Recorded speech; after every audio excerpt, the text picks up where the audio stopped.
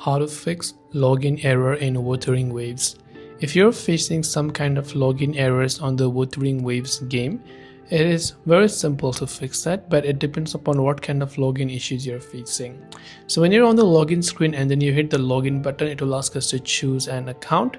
But what I will select is, so first of all, if it's a Google account or anything, you can directly select that, or you can select login via this option, and you can choose to directly make sure to enter your email address of your Wuthering Waves game properly.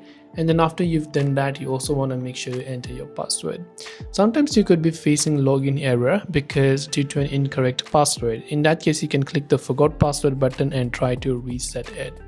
Otherwise, if you had linked your account with Google, Facebook, Apple, or Twitter account, you can also go ahead and then log in using those, or even Line account or Naver account.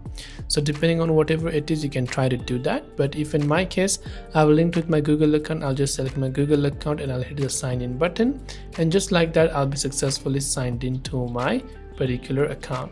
So I hope the video helped you out. If you have got any further questions, feel free to also leave them down in the comment section below. As always, thank you for watching till the very end of the tutorial, and see you soon in the next video.